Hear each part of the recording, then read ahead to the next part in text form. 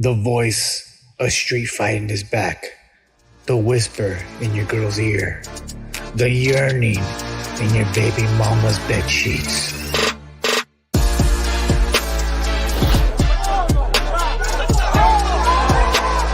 This corner.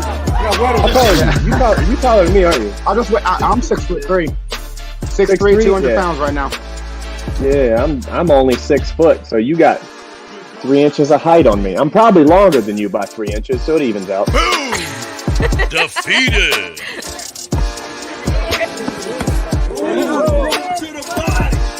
The reigning champ, 619. Hey, can I ask a question now, Wero? Absolutely, sir. Fuck How you. good, real line, how good did it feel to beat the dog shit out of the Canadians? We are back, culeros. Woo, doggy nephew.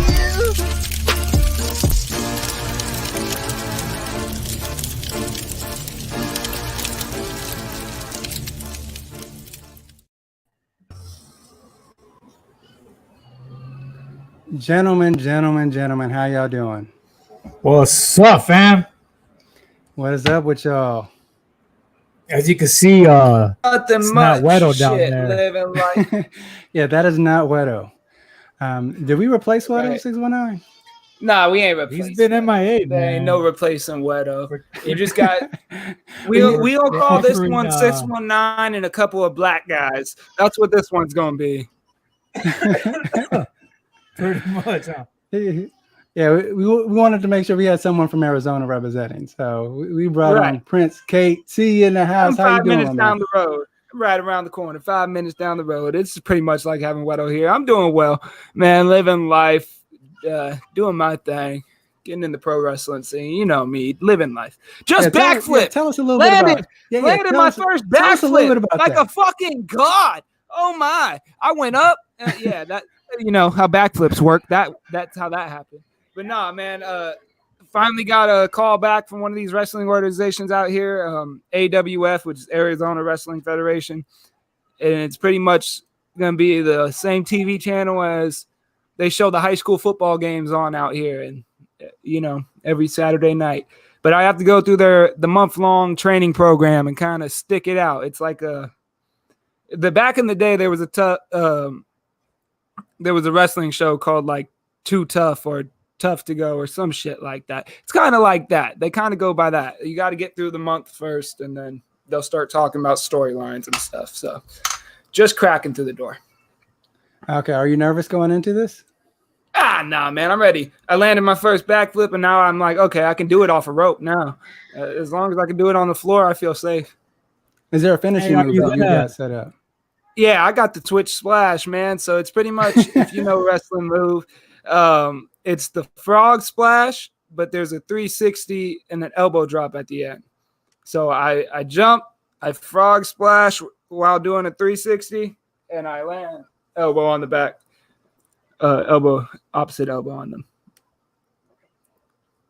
Let me do it, Tank. Let's go. Set it up. I'll do my first wrestling match at Streetbeefs. Yeah, that would be awesome.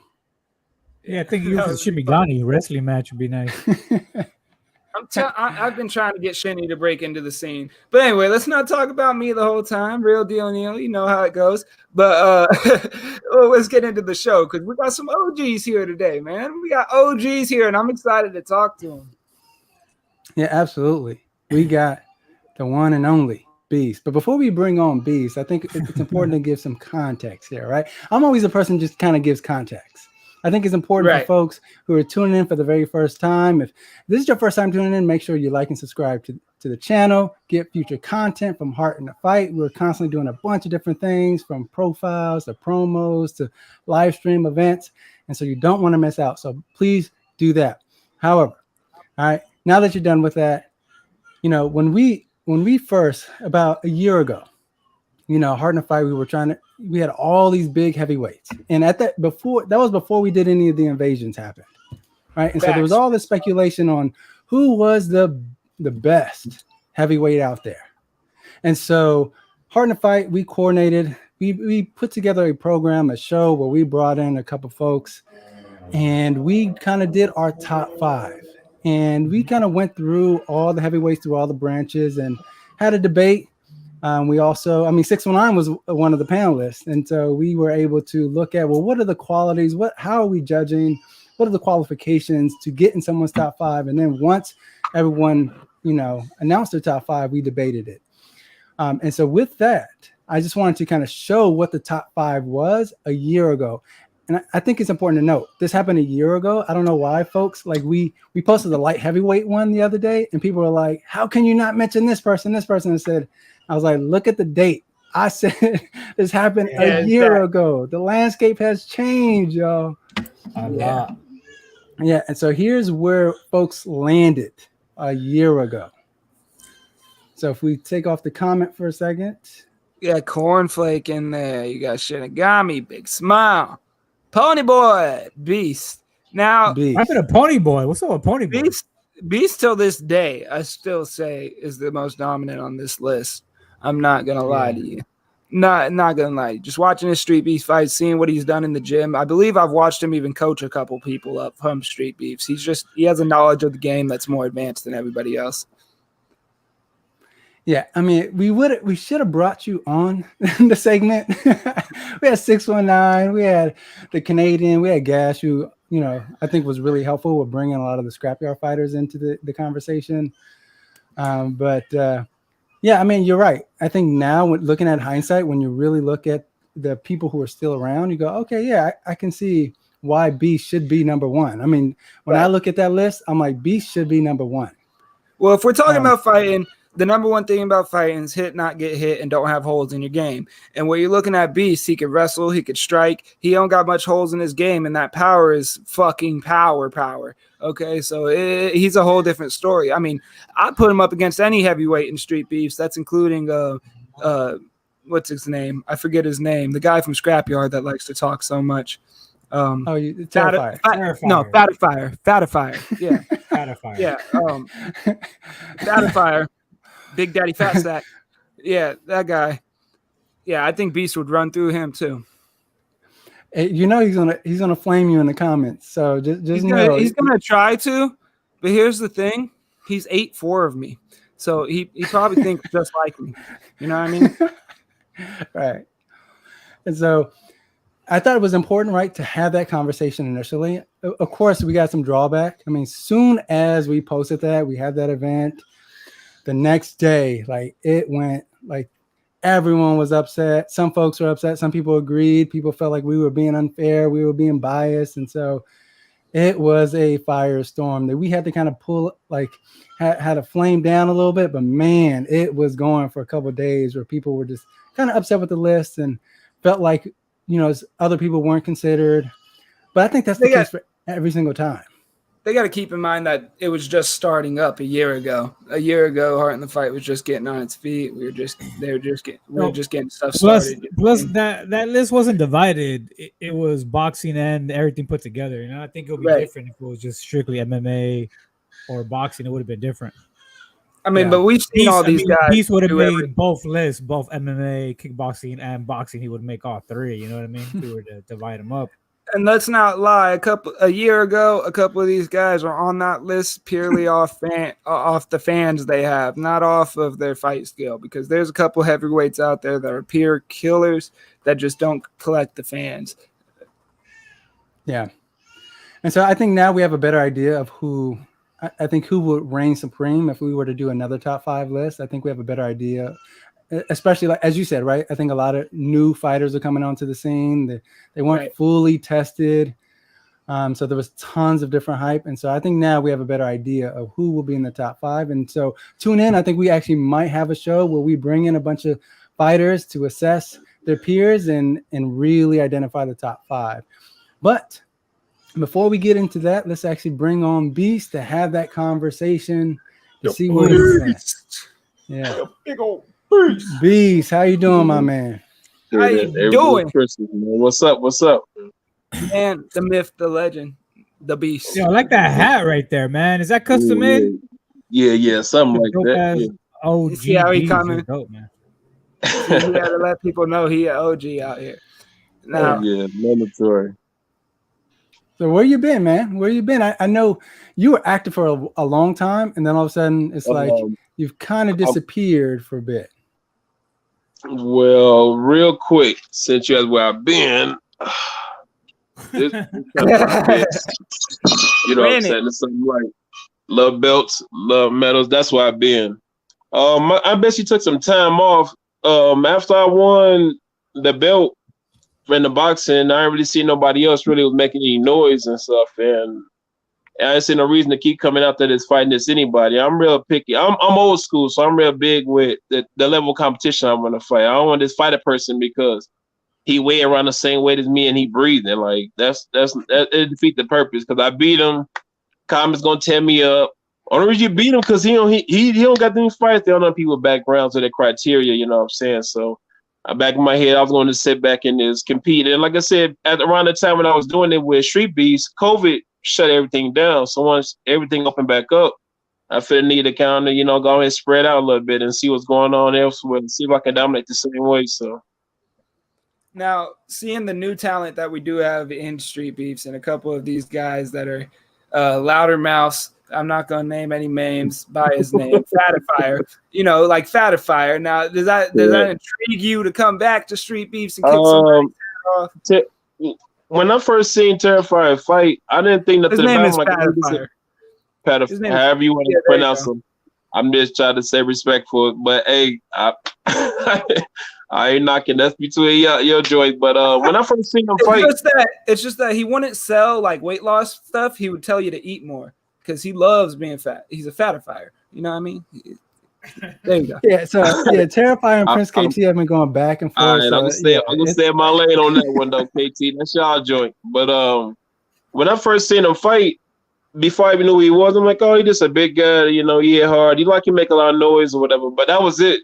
But then over time when I started seeing him, I'm like, oh, contending, he keeps shooting out here going crazy. And so I'm gonna have to see what's going on with him though, because I mean I see young, he just started, he definitely got a mouth, but I respect him. I chopped it up with him on the phone and stuff. We had some man-to-man conversation. I kind of get why he moved the way he do and stuff. So it's not so much. At first, I was offended because I'm not used to people coming crazy though. Because I'm from the hood, so believe it or not, I'm one of them. I'm gonna come holler at you type of stuff. But we chopped it up or whatever.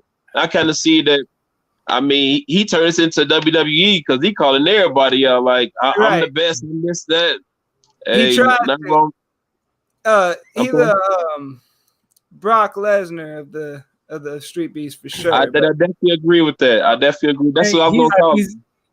He's never came out crazy at you though, right? I mean, he talks a lot of shit about shit. No, he never really said anything crazy towards you, right? No, it was a few comments that was brought to my attention based on him, and that's when I chopped it up with him. I got his number through Sunshine. So I like to take a person's temperature, man. And man, I don't do the camera stuff. I'm gonna do it. If we got a problem, we're gonna talk about it like this, and then we can't deal with that diplomatically. Then we're gonna become, barbaric if we have to, because that's normal. We fighters, that's what we do. So after that, we touch bases and I got a better understanding on him. I'm like, oh, okay, all right. So everything copacetic with him. So right. Have you gone pro already, Beast? Nah. My thing is coaching, man. Like I'm old here, but I'm in my late 30s, bro. I just like beating up on young boys, man. It is something. It's just something easy to do. Like, add them to my wall. Collections and stuff. Like hunters do. So.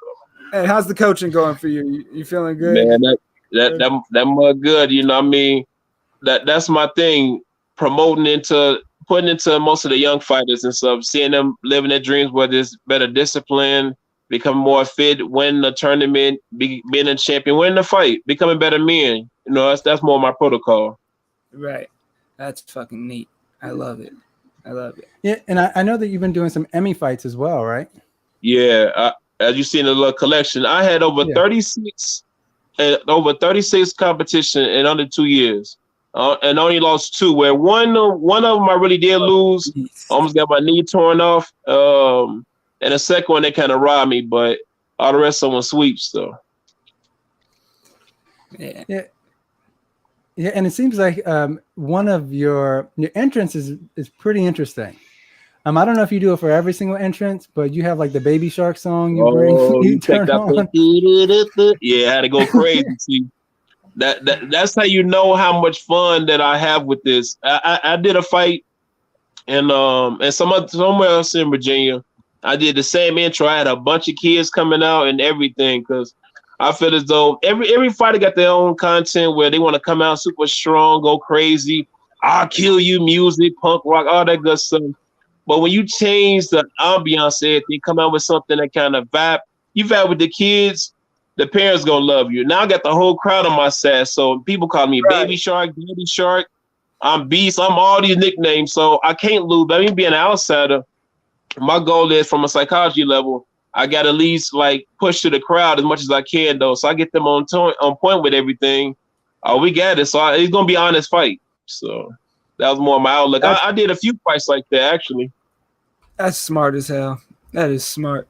Because you get everybody on your side coming out to something like Baby Shark, and everybody wants to see nobody like that lose. And then at the same time, the talent that you bring into the ring, everybody's like, "Oh God, this guy."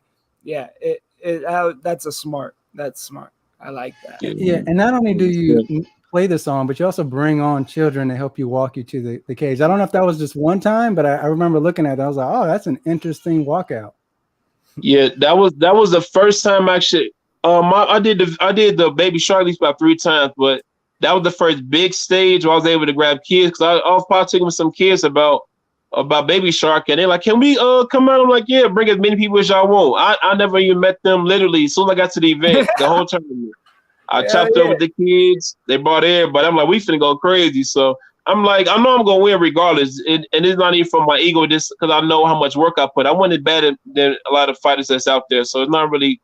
I'm focused on. I gotta get myself psyched up. I want to have fun. I want to make it memorable from everybody else. Everybody gonna remember more the Baby Shark than they gonna see the fights. Period, point blank. I was there Friday night. Literally, it took me about almost an hour for me to leave. They stopped me at the car. I'm holding random babies. I mean, people running up, hugging me. I mean, it was. You would have thought I was from there. Like it was entertaining though. Now, yeah, how's that feel, man? Almost like celebrity status doing something like that. How's that feel? For the kids, man, you know, that's what's up. You know, to bring the kids involved, because you know how they I want to be a fighter and all this stuff, and actually let them live out that moment with us. Like, yeah, definitely surreal though. So I definitely that was my highlight over everything. I never didn't care about the fight. I've been fighting, so it's not new to me, but to involve people and stuff, I wanted to bring up the biggest entourage as I could, though. So that definitely worked out. And we've asked you. Oh, my bad, Daniel. Go ahead. Yeah, I was just gonna ask: are those MMA fights, or are they just kickboxing and Muay Thai fights? I did an MMA fight a while ago, probably a few months ago. Then I just did one, probably about in May, and then the other one with the kids was a boxing match. It was a boxing tournament actually. That's all right. I'll ask this question now. We've asked you about Terrifier and all he's got going on. Double chin, double champ, double chin, whatever you want to call it. But what about Shinigami? And you got stuff going on in the West Coast and all this stuff. What do you think about Shinigami, huh? Man, Shinigami. I look at him as, he shed light on Street Beefs back, ESPN with the knockout. And I feel like it's more of a popularity thing because a lot of people don't really know too much about Street Beefs. People was aware of it, but on that level, he kind of brought a little bit more celebrity status onto Street Beefs. That's all I see. When I seen him fight, I was like, oh, he's pretty good. I thought he was just a joke to me. I'm like, I see the outfit, couldn't take it seriously. The shout out Rachel, I found out entertaining. But, that's who he is. Then when I seen him come to us and he fought Big Smiles, I'm thinking Big Smiles finna wreck him. I'm like, Big Smiles finna go and show him he a joke, whatever this and that.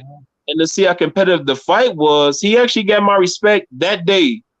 And I was like, okay, might be something. But then down the ways, I see him fight Nerve Rage, and Nerve Rage destroyed him. I'm like, oh no, see the difference. Yeah, that didn't make sense to me.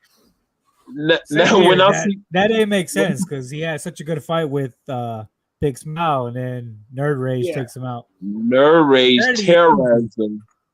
And when I seen that fight, oh my fault, go ahead. No, they all good. I was just talking to myself. I said he went on a slump for a little bit there.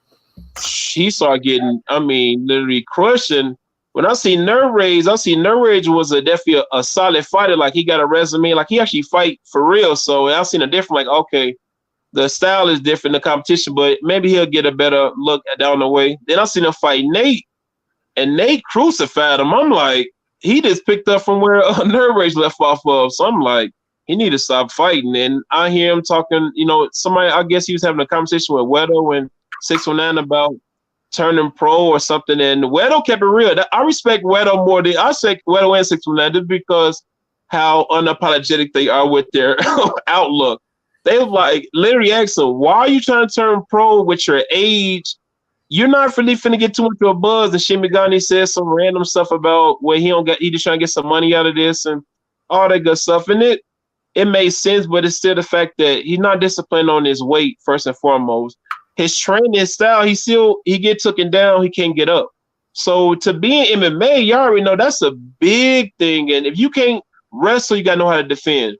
If you can't defend a takedown, it's over for you. You only gonna fight strikers, but coming into the game, it's not gonna work like that for him. He only got a few years. If he did the pro, he'd probably have 2 years roughly. That's not it. I think he got into a BJJ gym recently. He showed off a little bit of takedown defense against main event this last time, and he did a little ground and pound there. So he's definitely trying to make those improvements. But yeah, he is getting up there in age and everything else. He actually has a big fight coming up. His first AMI fight coming up against a monster. So we'll see how that goes. We're rooting for him, though, obviously. And now we've talked about Shinigami. There's one hold on before we move on to away from Shinigami. What did you think of his fight versus TME? Honest opinion. The main event? Yeah. The main event. What did you think about that fight? The main event guy, his name don't match up to him at all. When I first heard that, I'm like, it might finna be a test for Shinigami. Then when I see them fight, I was like, man, it's kind of hard to. I'm glad Shinigami pulled it off because he started getting a little more victories again. It was that's kind of hard to grade him off of that. That main event to me is trash. That just how I see it. I don't really see too much. Like, I feel like Shinigami should have did him how he's supposed to have did him. They both look tired to me, but a victory is a victory. I'm gonna take them all how it comes. So it ain't Shinigami fault. He took the fight, so that was it. And if you haven't paid attention, like I've interviewed Beast before, check out our interview on Hard to Fight. He is pretty straightforward with his assessments. Straight shooter. Straight shooter on everything. And so if you're tapping in for the first time, keep your feelings out the door because your feelings are about to get hurt. Definitely.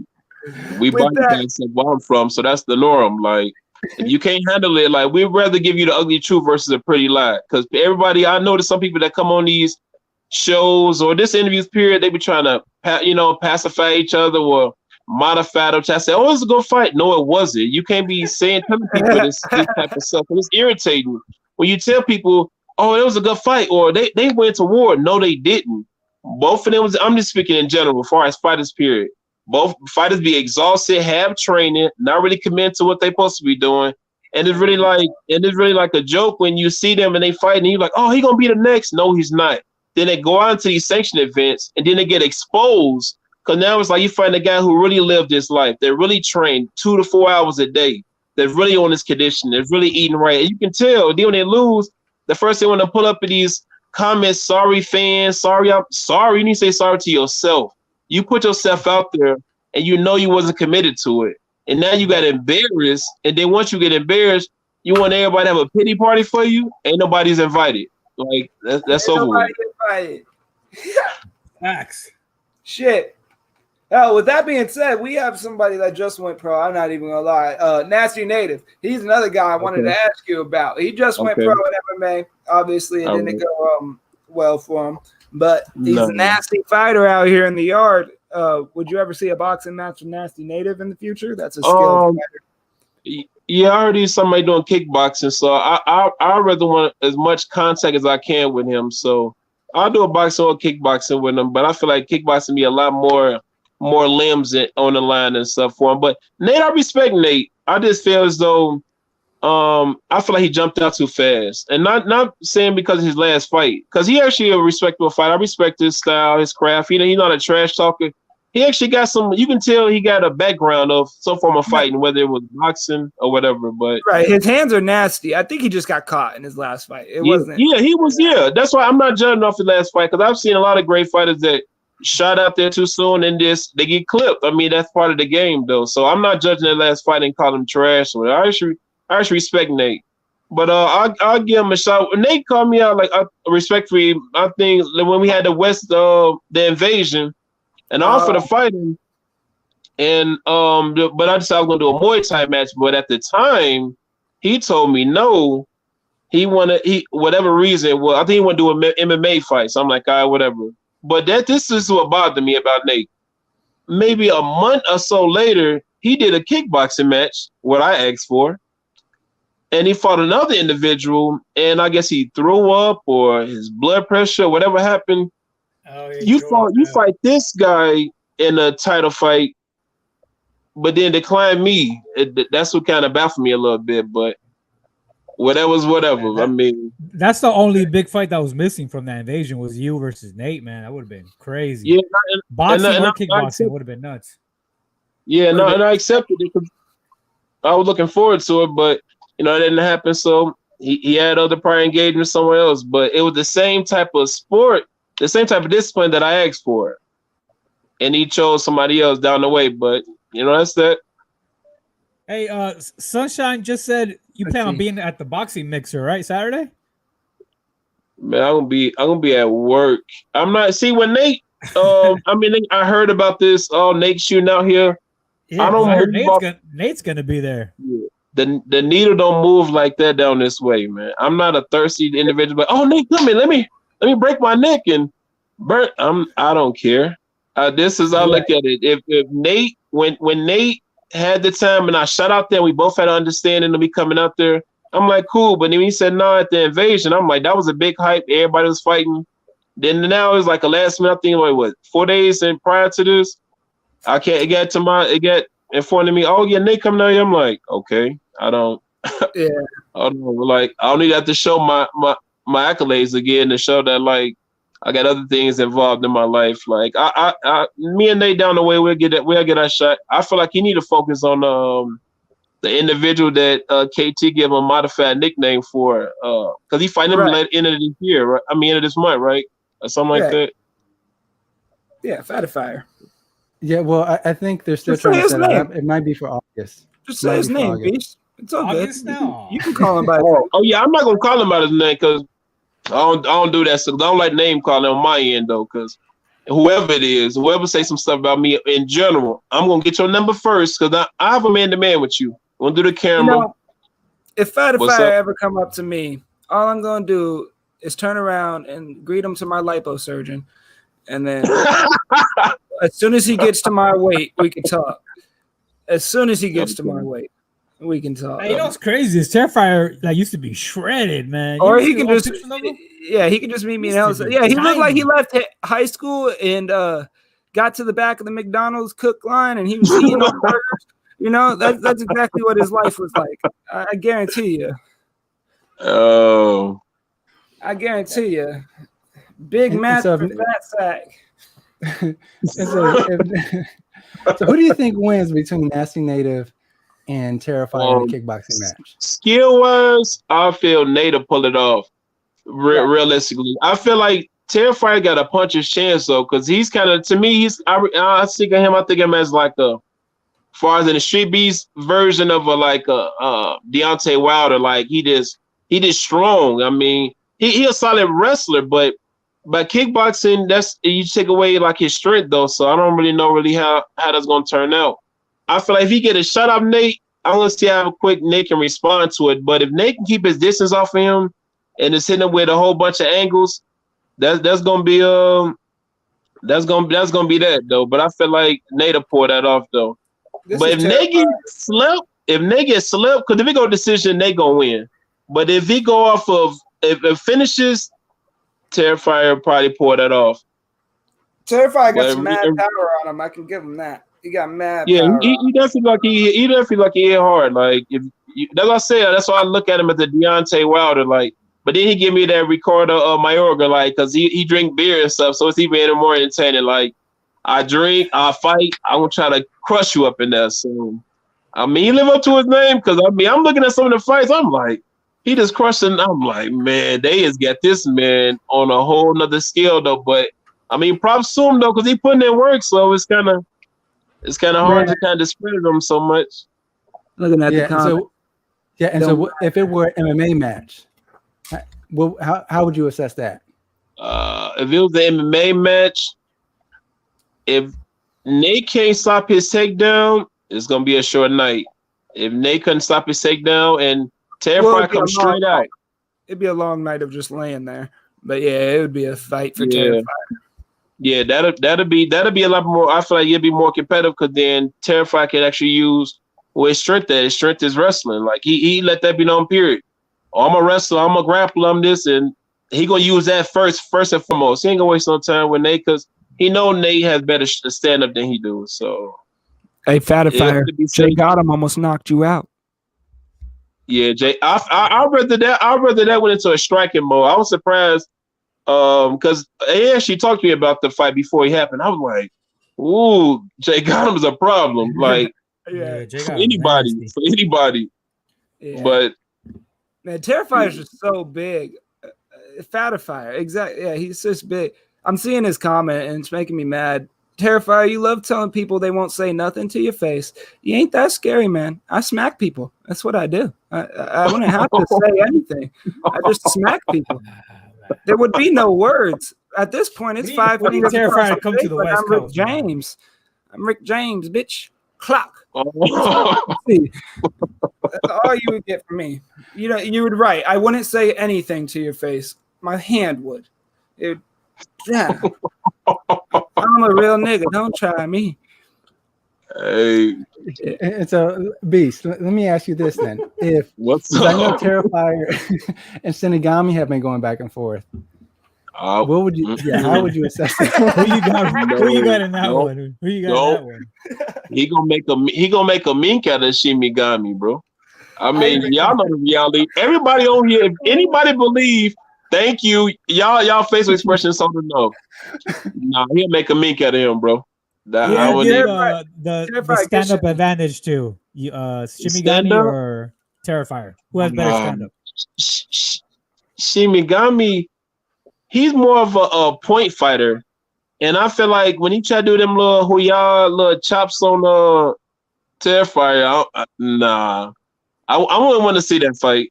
Because, I mean, Terrifier going to try to embarrass him, literally, in more ways than one.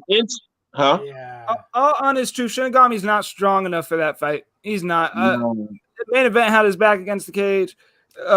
What's his name? Storm Rider had his back against the cage. A lot of these guys have his back against the cage. If there's a cage involved, Terrifier's busting his ass right through it.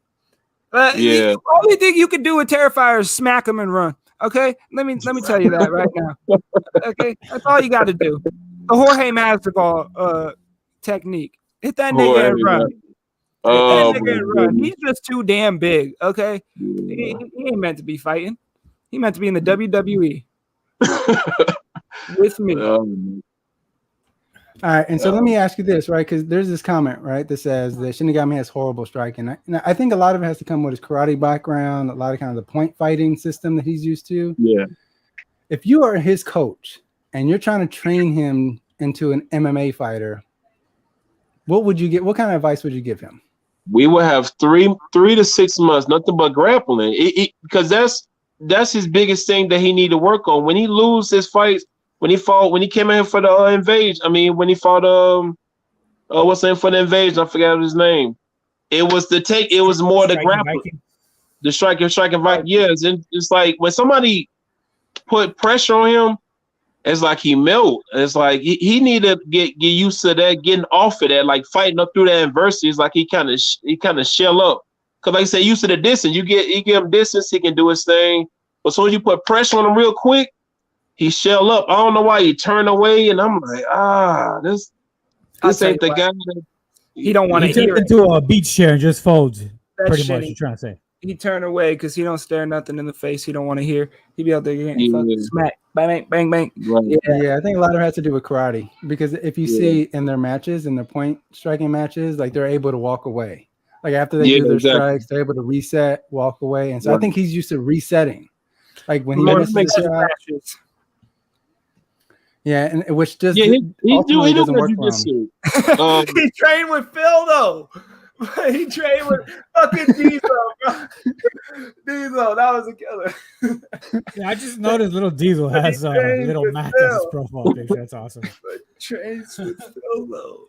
Oh. Yeah, he definitely has the point system mind frame. Yeah. All right. Which I do too. That's why I haven't fought MMA yet because I can't break that shit. You know, I sit there and I try to get a strike in, and then I don't know what the fuck to do next. Shinigami is brave enough to get in the ring with the fucking karate style. Karate don't work unless that's karate. We all should know that. This ain't Cobra Kai. And is there anything? Yeah. Is there anything that can help Shinigami kind of break through, like not melting or not like freezing during those moments where he's under fire? I would recommend, like I said, besides the grappling and even pressure fighting. This is him used to being in the pocket a lot. I feel like that should be his focus over everything. In his conditioning though, because he breathes a lot, like with his mouth open. That's kind of bad. A lot of these fighters, when you watch their fights, when they get past first round, they start heaving like they obese. That mouthpiece is hanging out their mouth, right? Right. They're looking over at somebody. You're like, yeah. It's all bad. It's all bad. And it's like, that was the first round. So we're going off of conditioning. His conditioning got to be improved, though, because I feel like it could be something. I mean, once he get off getting used to fighting off that pressure and defending the takedown, because I don't feel like he going to get the wrestling real quick because he's so late in his career, but at least on defending. I feel like that'll help aid him a little bit. But, I mean, even now, he's still pulling off wins randomly. So, yeah, he's a blue belt. BJJ, and he got Phil. Yeah, I've never seen him. You seen him submit anybody? I've seen him pop out Kimuras and arm lock. Yeah, he submitted Streetbender in their rematch. He submitted him. Right. Yeah, I've seen him pop out a couple submissions. It's his first instinct though, is to try to grab a Kimura and flip somebody as soon as they get him against the cage, and then he loses the hands and catches a couple strikes. But what he did in this last fight, I would call impressive, but again, it was the main event. And I don't know what happened. These guys, you know, when you're playing UFC 4 and there's like a little bit of a glitch where you're online and both of you guys freeze and then the hit actually happens. That's how that knockout looked. Like it was like a freeze and then a hit and then like a freeze and a drop. They were in full glitch mode. So, yeah. I need KT on here more often. See, he fit right in with 619 and Wero because I like people that just tell it like it is. Like people be getting all butthurt and want to say some crazy stuff. You got to respect it. I mean, he's saying a few opinionated stuff, but most of the stuff is facts though. So it's kind of hard to discredit him. Like, I mean, people need to know that. Like these people trying to get all these patting them on the back. Oh, you're doing good, and you just keep going. You need to jump out. No, you shouldn't. Stay where you are. Get you some real competition. My job tonight is to beat Wero, so I kind of got to get out of my shell and just tell people how it is. Well, that works. Well, you stick to being Wero because that works. That works. We need more of that though. A lot of people are not gonna be coming over here on these interviews because they're like, man, I got to deal with either Wero or the modified Wero or the 619, and that's kind of challenging though. Then you got Daniel.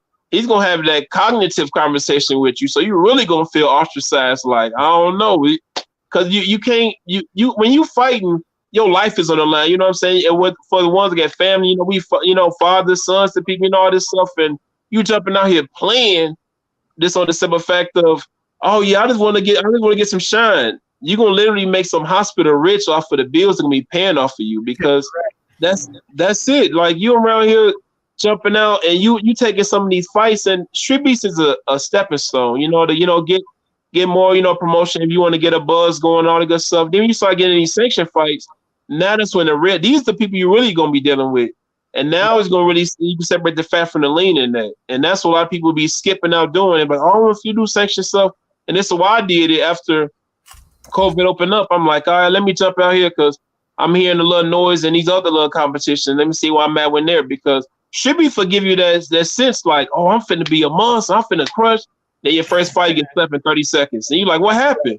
Street Beefs is the competition is different. I mean, no discredit to Street Beefs because I've seen some fighters come through here, and there's been, but I'm saying on that scale, everybody gonna be fighting is gonna be disciplined. So it's like, and you get a different type of respect. I always come on Wero and is my favorite. Oh, okay. There's definitely levels. There's so many levels from Street Beefs to Amis to pros, bro. The level is crazy. But this is great. If you want to get your feet wet, you want to know what it feels like to fight in front of a crowd, get that butterflies out of your system before you go Ami. Cool. Pardon my rudeness. You got some of these people coming up in here with no mouthpieces, walking around here. I was just at the last Street Beefs event. Literally, people walking around here coming up to people say, hey, I don't got a cup. Can I use your cup? Can I use your mouthpiece? I'm like, nah, man. And this is the stuff that they don't see, they don't know. And these comments be like, oh, he was this and that. This guy just heard about it a week ago at a bar, and he like, oh, I'll do it. I mean, it's around the corner for me. That's crazy. That's why it's good to try to match experience level as best we can, because I'm going to try to get these guys a little bit of experience in there while they're there. That's one of the main reasons if I box again, it's going to be amateur. And if I fight MMA, it'll be Street Beefs, because I know I'm bad at MMA. So I could just get better from Street Beefs. But I don't know where I'm at with boxing. So I just do that. When are we going to see Beefs in MMA? Well, I'm bougie, like I told people. I don't be fighting no rolling around no grass, bro. I'm not finna be doing all that crazy stuff. That ain't my thing anyway. But that new ring, they got a new ring over there at Neutral Corner. Yeah, and like I said, given the time when I feel like it's worth it for me, I'll waste my time and whoop whoever in MMA, because it's not really like a thing where I got to be worried about. Like, I don't really see too much of a threat in MMA. I mean, Nate or Terrifier, either or. I mean, it's not really a big thing for me to be like, oh man, I got to hurry up and fight them. I want to keep second on my accolades, and I'll come back around and stuff. And I'll do some fight. I'll do a few little fights. I want to make sure, like Terrifier, like I told him on the phone, which he'll attest to this.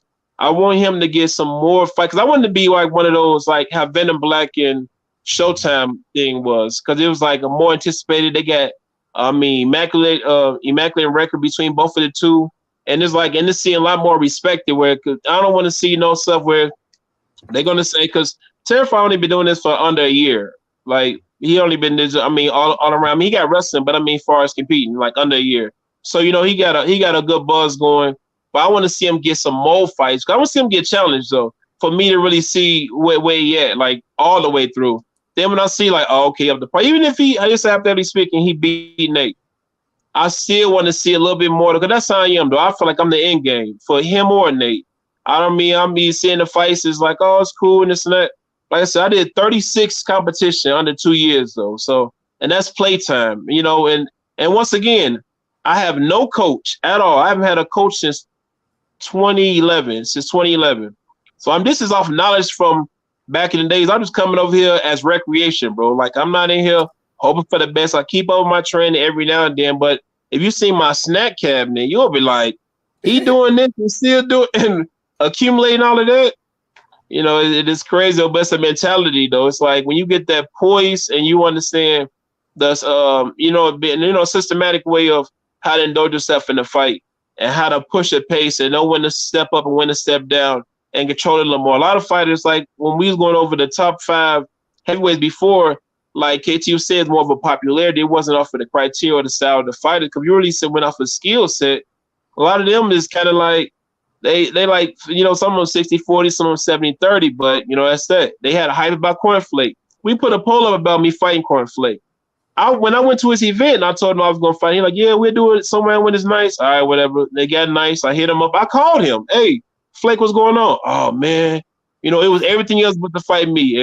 It wasn't a big deal to me. I don't care. I just wanted to erase that, though, because it was kind of irritating. And then another thing real quick, Canadian, I don't know what's up with him. I really have a problem.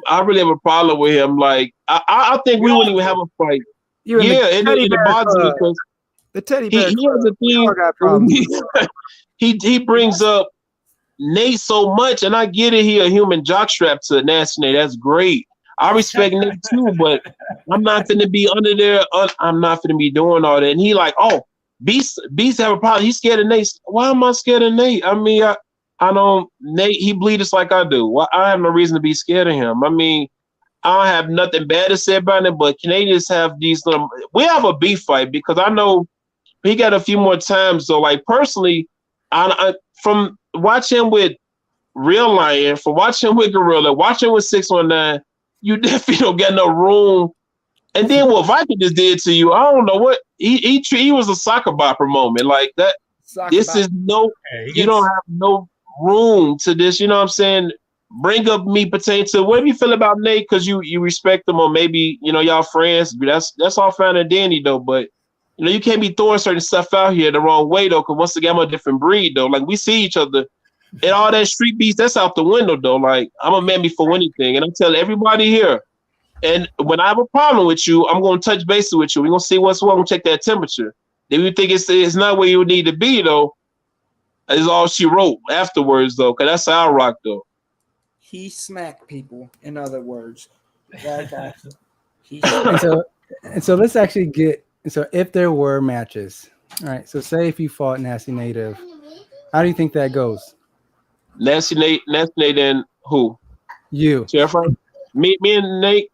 I feel like I just got to get through the first round on Nate because Nate, he seemed like he go 100% that first round. Like he go all in. Yeah, he go. I get through that.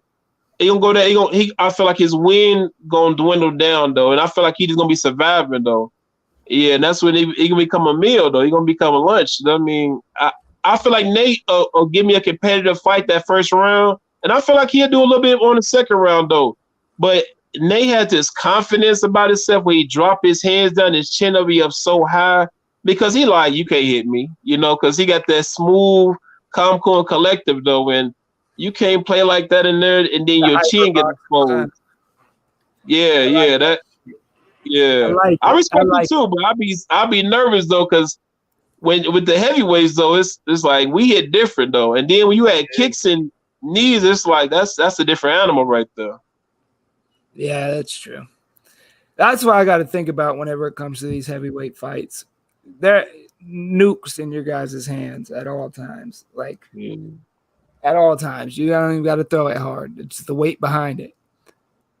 Yeah, it's definitely different. That's why when I see some of the fighters and I watch how some of the fights be going, and even watching the Emmy circuit, I'm just like, man, you hear the crowd going crazy. Oh, he doing good. Then he get clipped. Now he got Bambi legs, and now it's over. Now it's getting embarrassing afterwards. Now they want to help him up, and you got everybody saying, "Good fight, good fight." And I ain't speaking on Nate. I'm just speaking in general, as far as anybody, because anybody get clipped like that. It don't make Nate any less of a fighter because of that fight. I mean, he got caught. I mean. That was that. It wasn't like, oh man, he trash now. People lose fights. It's like that. I mean, the fact that he even stepped out there on that platform, and I hate people say, oh, well, at least he showed up. No, if you win or you lose, no one cares how you feel. They care about what you have done. That you can be, oh, I trained. No one cares. Did you win? You can tell me all the highlights in the world. Who you train with, who you work with. That doesn't mean it. You know how many people came out of Mayweather camp? It's only one Mayweather. How many people came out of Pacquiao camp? It's only one Pacquiao. Same way with the Errol Spence and the Crawford. You can be trained with all these people. That doesn't matter. They're not, you could say, oh, I train somebody with your style. They don't hit like me. They don't work as like I do. So you can't, all that good. I mean, that's good though. Cause like I said, it keep you challenged and you keep you in the ocean instead of a pool though. But you can't be saying, oh, I train with this guy, so that makes me a solid fighter. And your record, you have more losses than you got wins. You can't do that out here. Fighting has that certain type of uniqueness to it, though. You can't ever pin one guy to anybody else's style because everybody's everybody, and anybody can surprise you. Unless you're Terrifier. There ain't no surprises. Yeah, and speaking of Terrifier, if you and him fought in an MMA match, how would that go down? I'll see, once again, he go 1,000 first round too, because that's his thing. But I feel like since he have a wrestling into it, he might preserve a little bit of it. I'll see. He'll come in his wrestling. Yes, hypothetically speaking, he take me down. I can get up. I get up. He gonna try it 2 more times. He might strike me, hit me a few more shots. I can see this happen. Like I can see it literally like this. For example, Frank Mir, Brock Lesnar. That's where I can see it. I can see it that way. I can see him hit me with some good shots. Boom, boom, boom, boom. Crowd go crazy. Everybody like, oh, he got beast. He got beast. I catch him in a submission. Oh, yes, I don't get him in a submission, but I got him enough where he get in the caught up with distracting. I'm able to get up. Now we got to fight. Because I just took your best at what you had for me. And now we got to see how you – now I take away your best thing, which is wrestling. And now we get back to the set on our feet. It's gonna be a bad night. It's gonna be a bad night. I fight Terrifier. First thing I'm doing, kneeing him in the dick, and then saying sorry like I didn't mean to, and then automatically I have that advantage. Off bat, low blow. Oh, I'm sorry, I didn't mean to. Yeah. Oh, yeah. I seen this fight. I get grounded. He sent it to me. Scrapyard go banging ass fight with Fair Play. How do you think he does in the pros since he's going pro? Oh man, that man's a beast. I like it. Fair Play? Yeah. I feel like Fair Play. I watched some of his fights. I mean, his sanctioned fights.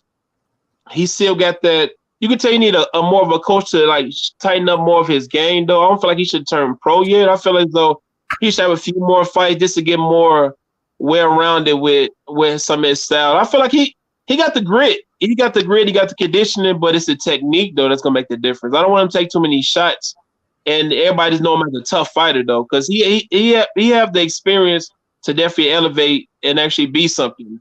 If he have the right coaching in his corner though, I don't feel like he should be fighting anybody in there, because I talked to him as well and explained to him in the fight game, it's a business though. Once you move up to the pros, you can't be fighting everybody because they calling you out. Like, because you can be fighting a journeyman you could be right at the top, and you fight a journeyman, you lose, and then you're right back to the bottom with everybody else, fighting for peanuts. And it's like, and peanuts won't feed that man. Yeah. So I feel like Fair Play. B, did you watch my kickboxing? Oh yeah, I watched your kickboxing fight, Terrifier. I checked it out. You boxed him, you like rocked him, and that was it. I mean, that was it. He's now the official kickboxing champion. I seen it. I seen the 2 belts. I would say congratulations, but I'm not that type of guy. They're like, oh yeah, good. He did what he was supposed to do. I mean, he put dude down and hit somebody. Yeah, I mean, he did what he normally do. Like, I mean, I see him improving on it. I respect him the fact that he's stepping out of MMA and trying and striking them, because he said he's trying to elevate and turn pro, which I told him too. You shouldn't turn pro too quick, because everybody be like, that's the big thing. That's a move, but that's your life then. It's like, hey, fighter, don't give up. Have a fight turned down, no fake. Yeah, you can't come back to Street Beefs once you go pro. So I think he should keep putting it for at least a couple more years. I feel like the more experience he getting, and by him being young, he got time though. He got time to make mistakes. He got time to learn, win some belts, and really, really see how far you really want to go with it. Because once you turn pro, that's it. It's like all these other little tournaments that you can. Like I said, this is a job. So the more tournaments you win or events you win, it builds your resume. You can ask for more money. You can't just be like, I fought the best, and then you fighting and you get a McDonald's check. Like, then you be like, the crowd know you as, oh man, he just had an exciting fight, but you going back to work, the next day. It's like, that don't add up, man. That's what you got to take your time. A fucking Mike Tyson voice. It'd be hard to get up from underneath it 3 times. I'll say, you need the Mike Tyson voice. I'm 2,000 pounds. State wrestler. I'm a beast in there. I kill anybody. Yeah, that's where you at. I'm terrifying. I'm the most handsome man in Street Beefs. Oh my goodness, that's entertaining.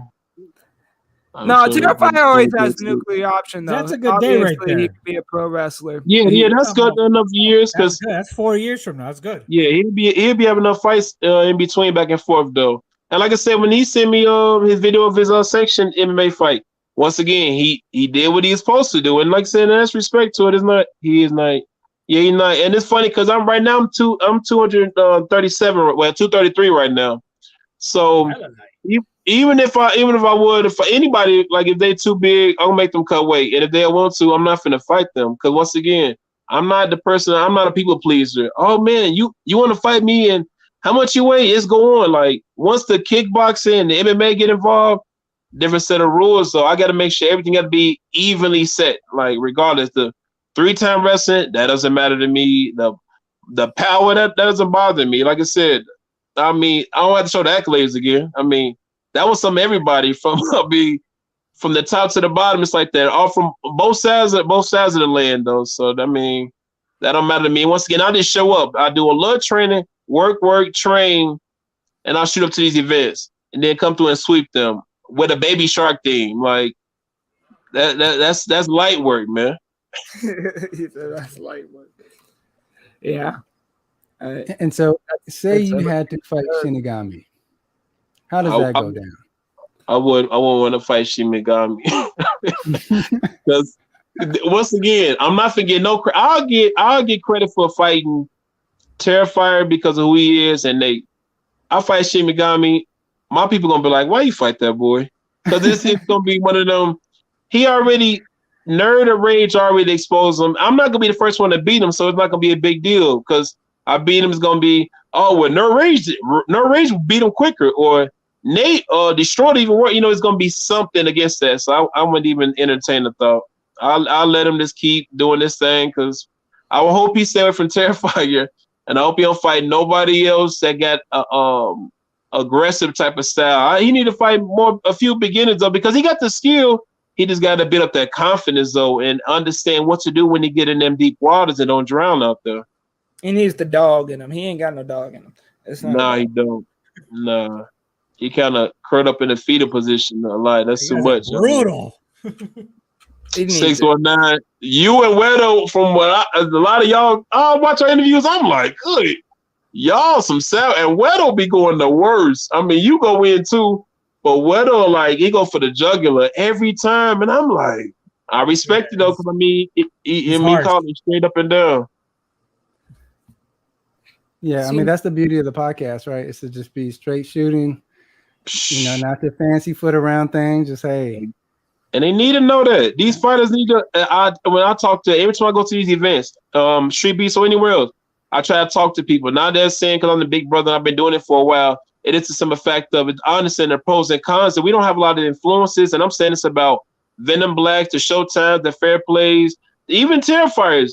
When we've been outside of this fight game and done some much other stuff, and we understand and been in these fight gyms and know what it's like to get to the top, we need to be talking to some of these up and coming prospects because, you know, since we doing the same thing, we got different respect. Y'all gonna hear us out a little bit more. You know, they too, because it's like we had experience. You know, you got some people that are, I hear what I want, but it's a simple fact of breathing on them though. It's like you don't want to sit there. I don't want to be in the back bad mouthing you about whatever if I ain't breathed on and talk to you though, because that's whatever it's bad with the mentors and the certain influence. Whether you like me or not, you gonna respect me though because of what I've done and what I accomplished. So, and the simple fact I'm talking to you the way your father should or your brother or your teammate should, you know, on the sense of direction though, because a lot of these guys just jumping around here freestyling and stuff like that. Like life ain't that. You better look both ways when you cross that street, like real life. Like you got to get that real sense of understanding on what I'm doing, why I'm doing this, and all that half-ass type of workout you're doing. You can't be playing it, but like, well, I'm gonna get to this after my next fight. But each fight, they judge you off for your last fight. Not off you got 20 fights. You seen what happened with Showtime. Showtime did this thing, but when he lost, everybody turned on him. You seen the voting poll, right? Now at the fight, not to change the subject, but I just got to get this out. Got to get off my chest as always. That's good. Let's talk about that fight. That was epic.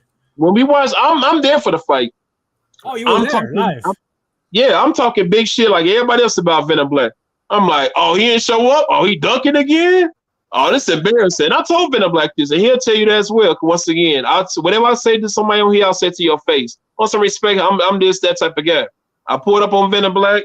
Boom, they had a little fight. Venom did the same. Now, when he was winning that fight, nobody was cheering for him, though. But when Showtime threw a flurry, the crowd went nuts. I said, y'all just met this man.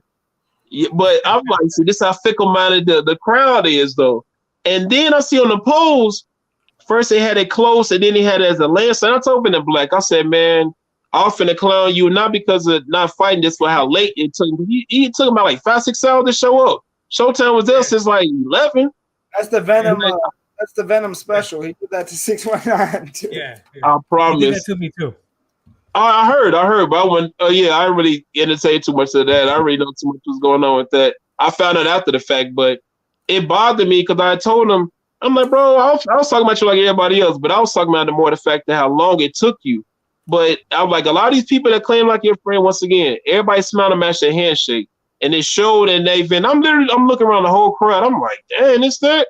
And I seen them switch up on Showtime. And I respect Showtime. I talked to him too. When we had a conversation, he said about, when he fought Predator, I like, yeah, Predator was doing something to you and stuff. You know, you got it off or whatever. Then when he fought Fair Play, like, well, only reason, no. Fair Play was put it on. You give him his props. I am. And he gave him his props. Fair Play was trying to be the peacemaker. I'm like, nah, call it for what it is. You was handling him, and he had 200 some fights or whatever he got. But Fair Play literally showed the blueprint of how to whoop you up. And what Venom did, like I explained, people, everybody asked me, how that fight's gonna go? Before I even knew about it, I told everybody I knew. I said, with his pressure, Showtime is a lot more skilled than Venom, but Venom, that grit, he got that Earl Spence in your face in the pocket. And Showtime is dangerous when he got space. But anytime you see somebody getting a little close to him or bag him, you don't see Showtime bag up. And Venom showed that. He literally kept it like that. I mean, and you seen his face. I mean, it was whether he call it elbows or not. It doesn't matter. It's a fight. You lost. You know, that is that. You know, and it wasn't no shots to him. So I told him, like, that was the best Venom I seen. He said 619 was easier or something like that, or some crap like. I don't.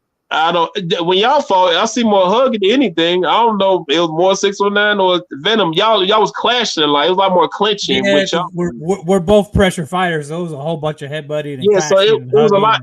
You can see y'all clinching. Yeah, so that's I was like, when he said, I was like, I don't know about all that, but either way it go, once again he showed on Showtime level, anybody can lose. If you have a good blueprint and you stick to that protocol, Showtime halftime train, he'll tell you, I trained for this, I didn't train for that. Sometimes I come with a mouthpiece, sometimes I don't.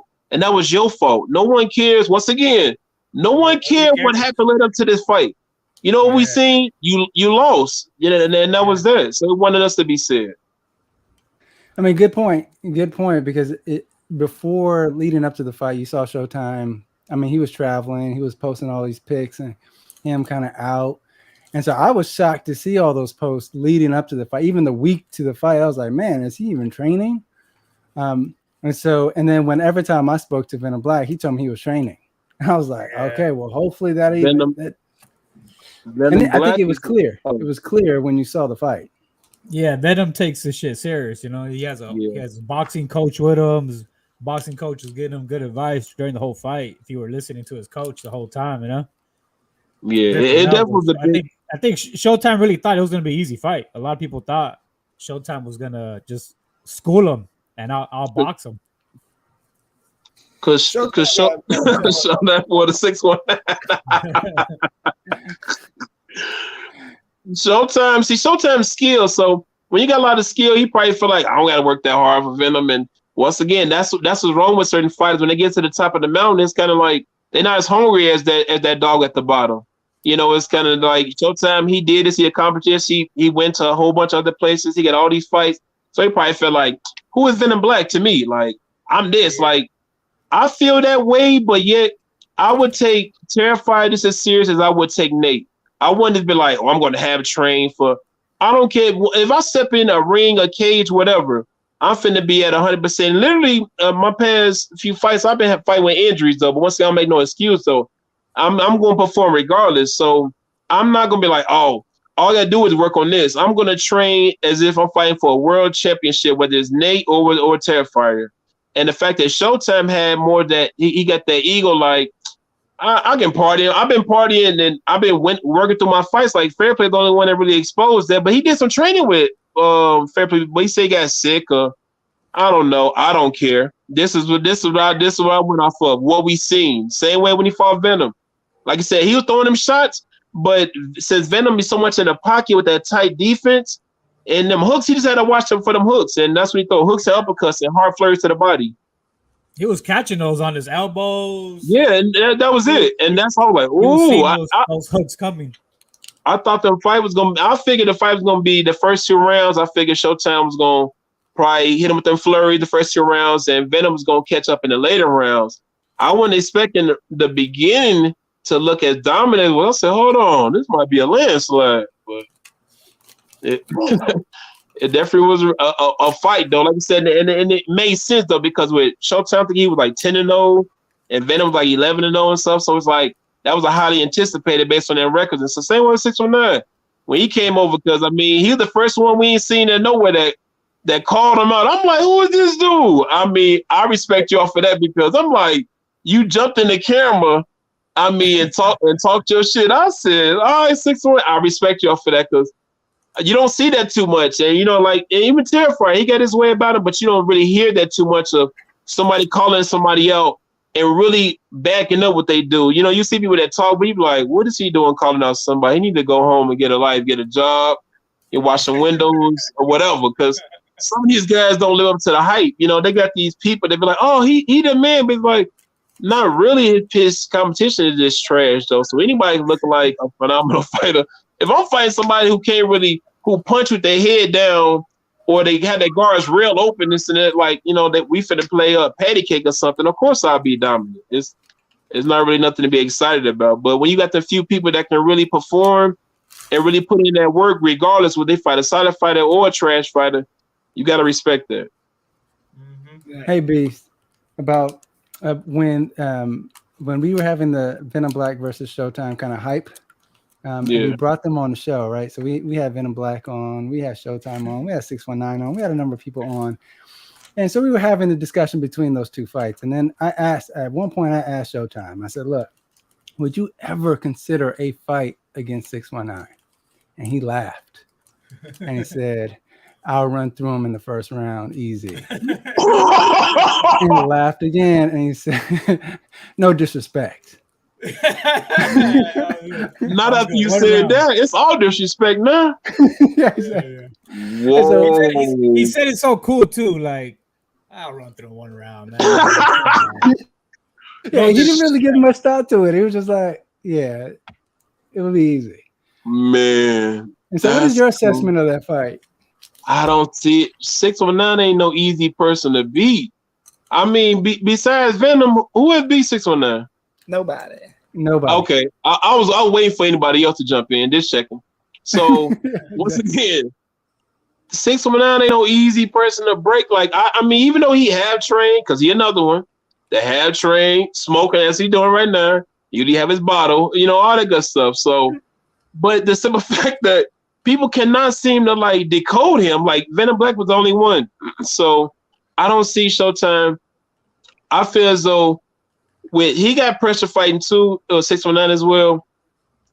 If 619 put some real training to himself, like he can, because once again he depend on his skill too. I train what I want to. I'm gonna whoop your ass. I'm like you. Like I've never had a trainer during this whole street beef shit. I'm just going off the shit I know for the past 10 years. You know, just off of fight memory. I feel like if you worked on your conditioning and really get somebody to get some mid work with you, that fight ain't gonna be no the Terrifier would what?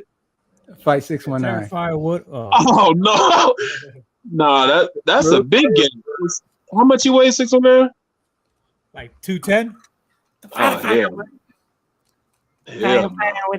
He's fighting anybody.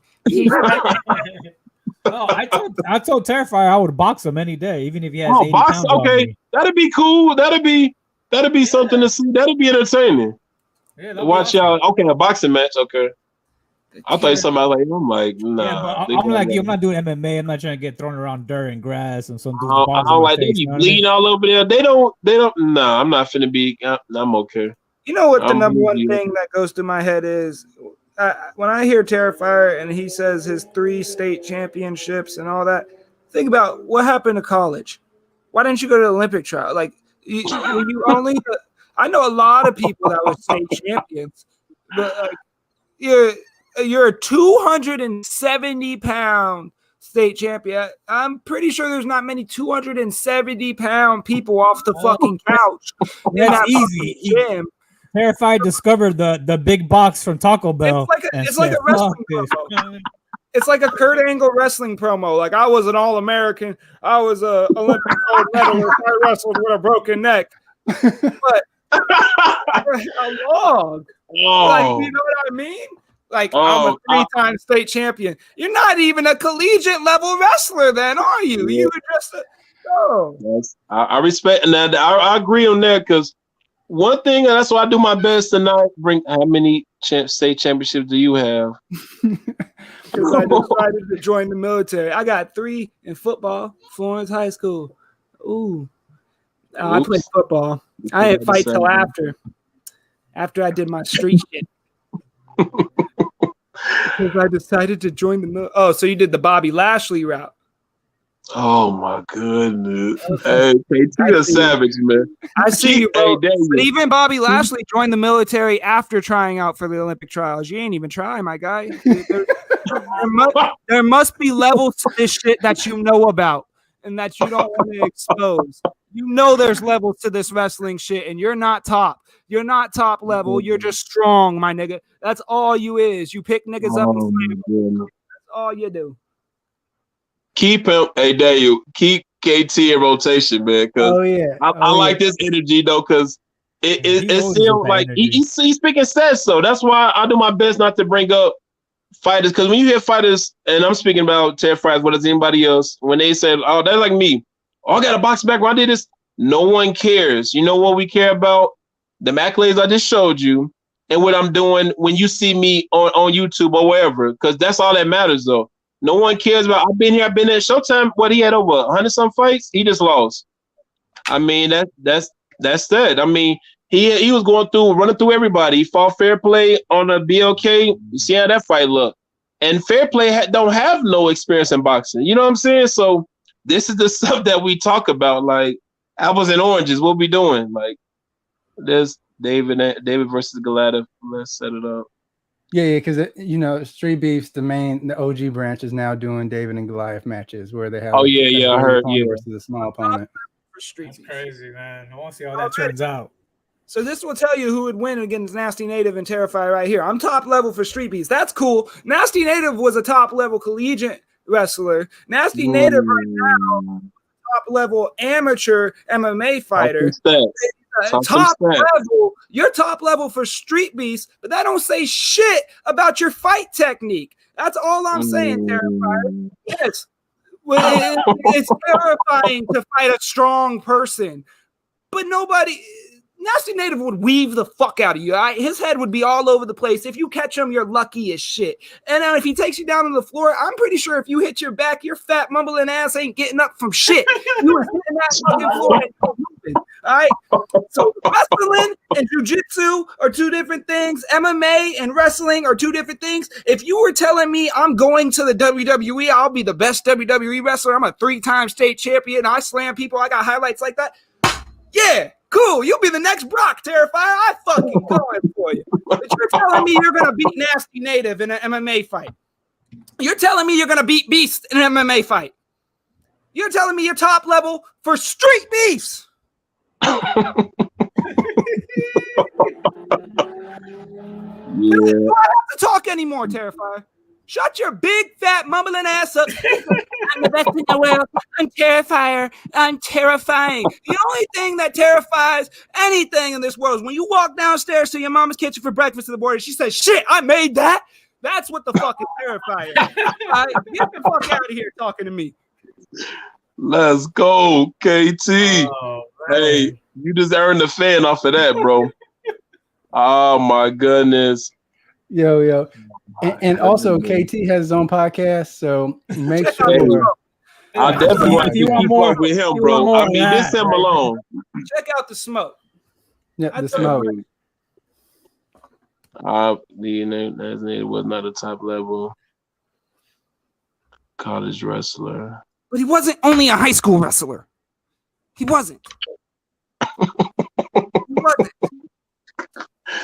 Hey, Terrifier, he cooking you out here, bro. My older brother was a 2-time state champion in Texas. I fuck him up. I fuck him up any day of the week. In wrestling, too. And I don't know shit about it. He was a 2-time state champion in wrestling in Texas at 145. Same way I'd fuck him up. I don't care. It's about technique, movement, footwork, all that good shit that I don't think that you have besides strength. Because any highlight I've seen from you wrestling is almost halfway illegal dumps anyway. So I don't want to hear it, Terrifier. And I don't even know that much about wrestling. I'm just saying there's levels to this shit. And the only reason I know there's levels to this shit is because when I walk into a pro wrestling gym and a wrestler is fucking wrestling with a catch wrestler, he don't know shit. There's just styles to this shit. All you know how to do is stuff your hands in someone's stomach and say, hey, did you feel me? Yeah, they feel you. You're 270 fucking pounds. Savage. Woo. I'm always high. That's a sauna up in this joint now.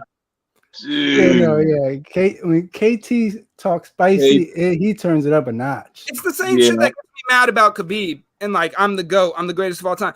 You fought two great fighters and you fucked them up. I mean, you got through everybody else with your wrestling, though. You're gonna be the greatest of all time. Move up a weight class and fight Kamaru Usman, the wrestler. That you feel me? It's the same shit. You want to wrestle with somebody, you want to be called the greatest, earn my respect, fight nasty native. It's all good. You say you'll fuck him up. Fuck him up standing then, because you saying you're gonna fuck him up. I don't expect you to go out there and try to get a takedown in the first 10 seconds. I expect you to try to throw at least one punch without getting caught. Because Nasty Native is gonna weave your shit. He's gonna weave your shit. It's gonna happen. It's gonna happen. And he's coming off. Yeah, no. You don't talk too much.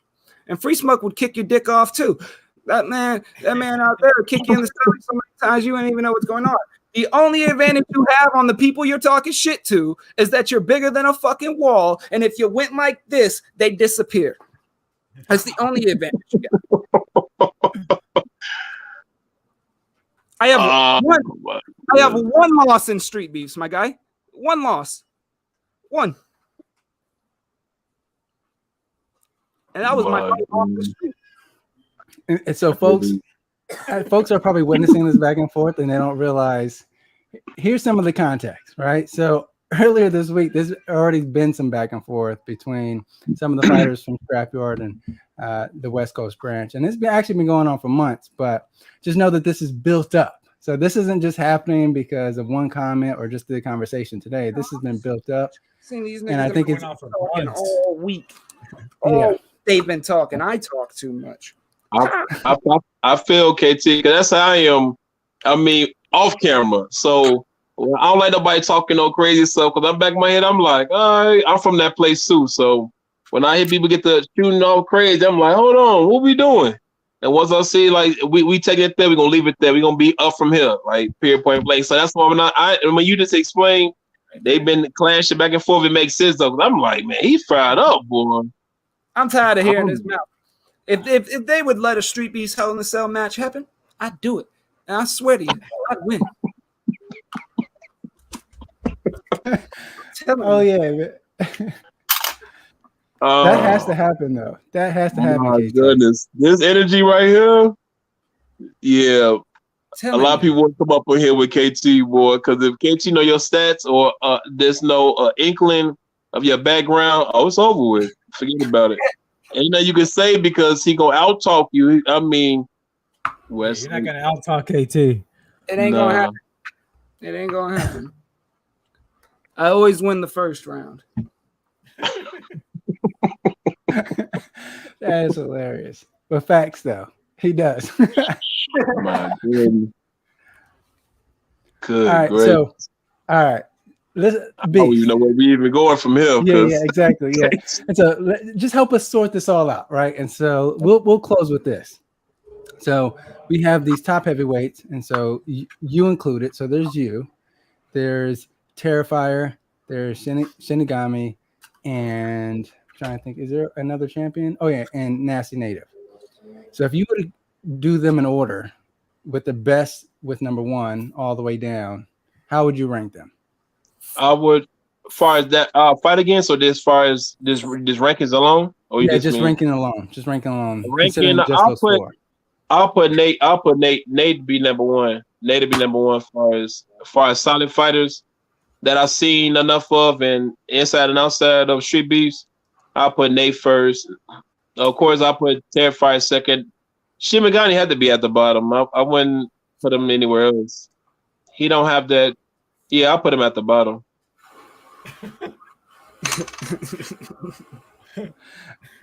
And so, where would you place yourself? So, if it's Nasty Native, And then there's Terrifier and Shinigami. Where would you place yourself? You know I'm gonna place myself above Nate, but I mean, but not saying I'm better than Nate, because Nate do some things better than me. But I feel as though my experience will play a role. Like I feel like he more scared than me. I feel like my experience will play a role.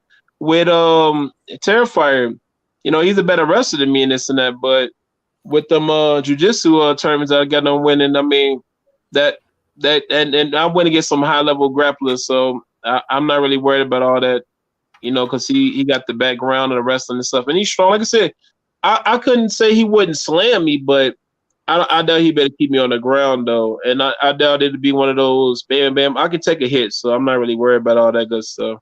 Like I did a jiu-jitsu tournament, and I competed 7 times back to back. So, and that mugs is not what people want to think. But Nate, I feel like because Nate's so more composed, I'm worried about more of the composed fighter. Somebody that's strong, got a little bit more skill, that's cool. But I'm worried about people more like Nate, because Nate, he got a lot in his toolbox. So he's not just like one trick pony, do a little few shots here and there. I feel as though he got a mixture of everything though. So it's not like I can just come through and sling him like, oh, I'm gonna run him over in this. I have to I have to play chess with Nate.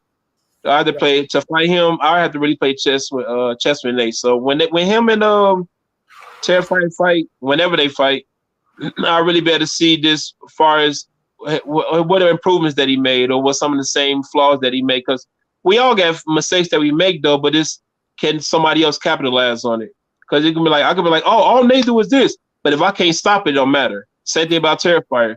All he do is this, but if I can't stop it, it don't matter. You know what I'm saying? So that's how I look at that. Word. Scotty Show. Word. Well, any last questions, gentlemen? Yeah, who the fuck is Scotty Showtime? I don't know his name.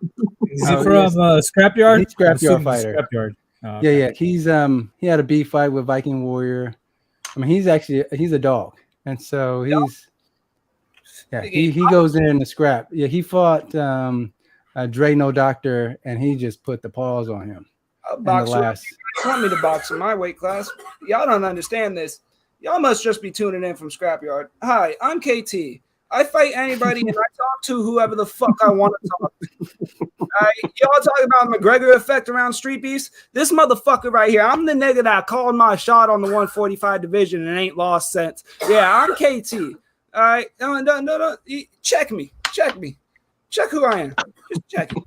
I ain't got to say shit. Watch some of these fucking podcasts. Obviously, you ain't been tuned in until you guys wanted to start talking to get some notice on yourselves. I'm KT. I've been round. Y'all just got here. You ain't even from here, my guy. You just got here. Hi, Prince KT. You got a 145 boxer you want me to fight? I'm pretty sure I'll bring a fight to him. I'm pretty fucking positive. Pretty fucking positive. KT, man, Scrapyard is going to come after you, man. I give a fuck. I give a rat shit. I was out in Washington. I went out to the fucking OGR. We walked around Washington, D.C. Is this a different Washington? Yeah, it is. It is a different Washington. Washington? Different side of the state of Washington. I said that and noticed how dumb I sounded. Yeah, no, I'll go. They got turf. I was born on the turf. So what's up, Elijah? Yeah, man. KT, man. I like if y'all him, haven't noticed yet, yeah, KT is the best promo talker there is in Street Beefs. I like his energy, boy, because he go nuts. I'm like, woo. Yeah, you got me on the sidelines. I'm gonna stay out the street, boy. He talking grease. I'm like, all right. You never from the hood, boy. I don't just talk. Catch me in the ring if you want to. I done made many people mad with this fucking mouth. Battleborn, Diesel, anybody that's pretty much been in the fucking ring with me. But it don't matter.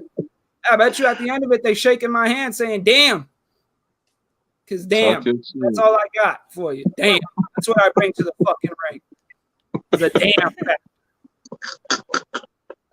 Y'all done got me out. Scratch. Hey, all respect over here, KT. I don't want no smoke, bro. I'm just... Yeah, Beast is like, yo. Hey, I'm gonna apologize. I ain't do nothing wrong, man. Real. Fuck you talking about? Yeah. You Beast, man. Thanks for joining the show, man. We appreciate your assessment, your knowledge, your wisdom, but also just, hanging out with us, man. It's always great to be around some OGs and people that we look up to and fight. This is definitely appreciated and entertaining, boy. This man Special Ed, he ain't listened to the last 30 seconds of the fucking podcast where I just told him I'll talk like this on this podcast. And maybe you gotta go back to the beginning where I said I'll smack the fuck out your bitch ass, boy. I'll bang, and then I'm gonna take off running. And as soon as you get me down, I'm biting the shit out you. I'm Mike Tyson with the shit. Boy, I will fight you at Street Beefs because I want to fight dirty. As soon as you get near me, I'm eye gouging, I'm doing all of it. Like I said, Hell in the Cell, we'll do a real version of it. Let's go. Let's see who can pull the psycho out. I want to see what you've been through, Terrified. The military? Military ain't shit compared to where I'm from. Let's do it. Oh. All right, well, that's it, Beast, man. We appreciate your time. All right, man. I'm gonna close out with 619 and KT, but we appreciate you, brother. All right, Chuck. All right, man. Yo, KT, my man. Where these niggas come from, man? What y'all done got started? We already done had to go out there and show ourselves to the East Coast with the fucking West Coast invasion. They had me cut a promo for that I wasn't even really feeling, just because they know this mouth goes off. Now they out here talking. And when Terrifier came out, my niggas Free Smoke, it was done game for me. I like Terrifier as a fighter, but I think he's way over his head onto where his skills are at, onto where his fucking natural abilities get him. And if he gets a little bit more fucking level-headed, maybe I'll like the guy. But right now, I promise you, he's a guy that's gonna get smacked if I see him. And I'm not a talker. I smack you. Ask Somke. I seen Somke in these shits. I talked shit to Somke one day. He decided, oh, nah, we got to fight. We got to spar. We got to do this. I said, all right, bro, after the Battleborn fight. I fucked up my shoulder in the Battleborn fight, still sparred Somke right after because I have to. I'm that guy. All right, just a quick disclaimer here. I see Terrifier in the comments, and I think he definitely raises a good point. Is disrespecting. Yeah. I mean, I'm not speaking for KT.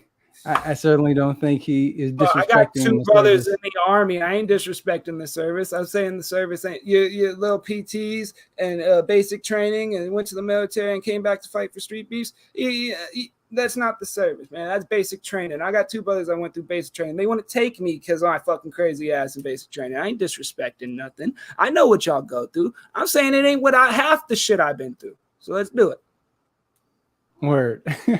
619. That's normally where you sit, right? Normally you sit where KT. He's talking spicy. Man. He did all the talking for me today, man. In other news, the Warriors just won their. That's what I was just looking at. Yeah, their fourth championship just now. KD. Word. Well, we appreciate y'all. I know that this was a championship championship basketball game going on. So we appreciate those who did tune in simultaneously. I'm pretty sure you were probably watching it and watching, KT going off on the other. And so we certainly appreciate y'all for coming on, showing us some love. Yo. What up, Real Lion? Been good, man. Been good. Good to see you. And so any last words, gentlemen? Any last words? Real Lion, that's a fucking beast. Nah, I ain't got nothing. Yeah, he is. That's a beast right there. Man. When do we see the Real Lion again, and what yard do we see you at? I mean, that's a good question. And will Real Lion and 619 ever fight? I mean, because that was a fight that should have happened. It should have happened. Will it happen? I mean, if Real Lion ever makes it to Vegas, which is a popular destination to vacation, just do y'all remember Paradox? Yeah. I think he would be a great fight. Did they already fight? Is that like a dream? I've dreamed of these guys fighting, or they've already fought before. But they have not fought. That would be. But I think you're right, though. They're built very similarly. Even match are both stocky. That is a good fight. Word. Well, gentlemen, appreciate the time, and for everyone who tuning in, thank y'all for coming through. As always, to the next time, make sure you dig deep and double down on your own commitments to your life. And more importantly, make sure you keep your heart in the fight. All right, y'all. Peace. Peace.